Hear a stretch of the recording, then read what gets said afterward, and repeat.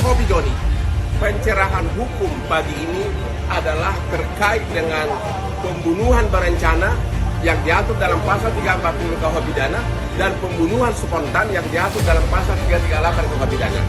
Kenapa ini relevan? Begini, apa sikap suami, apa sikap seorang suami dalam dua contoh berikut ini? Dalam dua contoh berikut ini. Contoh pertama, seperti yang saya alami. Supir saya pernah mengadu ke istri saya. Supir saya menjadi semacam mata-mata bahwa Hotman itu punya wanita dekat di apartemen itu. Oke? Kira-kira secara psikolog, sikap dari seorang suami apa kalau ada pegawainya yang berkhianat? Secara umum, seperti yang saya alami, saya tidak butuhin supir itu. Secara spontan saya langsung pecat dia. Kenapa saya tidak butuhin? Kenapa dia tidak saya butuh? Karena saya memang merasa bersalah. Ya, karena merasa bersalah, jadi sikap batin saya waktu itu tidak terlalu emosi. Orang saya salah kok. Itulah contoh. Jadi kalau seorang suami affair-nya atau selingkuhnya diceritakan oleh pihak lain kepada istri, tipis kemungkinan untuk melakukan pembunuhan.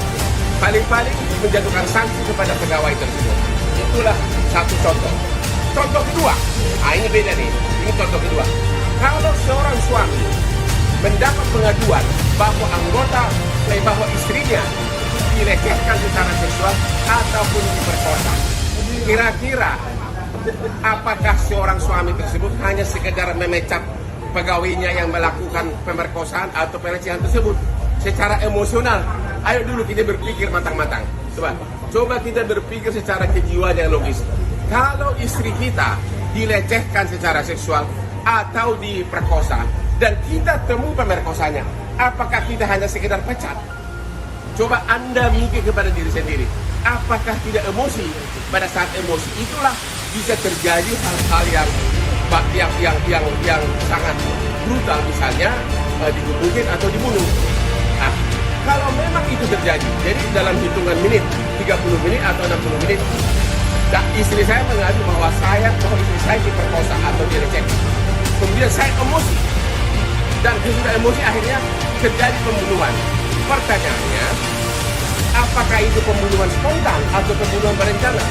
Ya, hitung aja 30 menit, 60 menit dari saat istri saya mengadu kepada saya atau orang lain mengadu bahwa istri saya diperkosa.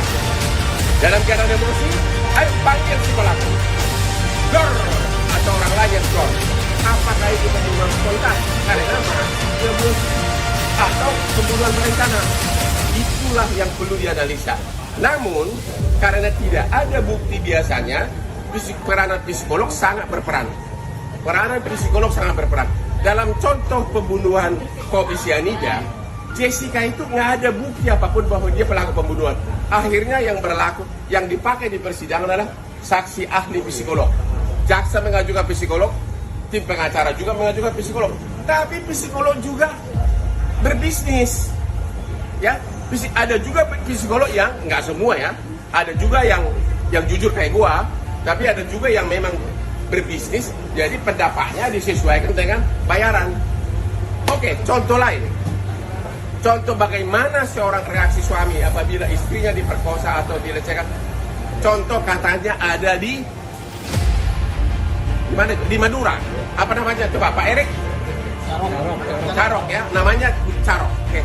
Kalau di Madura itu misalnya begitu tahu istrinya diperkosa langsung dicari dan terjadi carok, apakah itu pembunuhan spontan atau pembunuhan berencana? Oke, datang ke Kopi Joni, kita berdiskusi. Ya, jadi para suami, karena memang sekarang ini hampir 70% apartemen adalah tempatnya para pacar-pacar.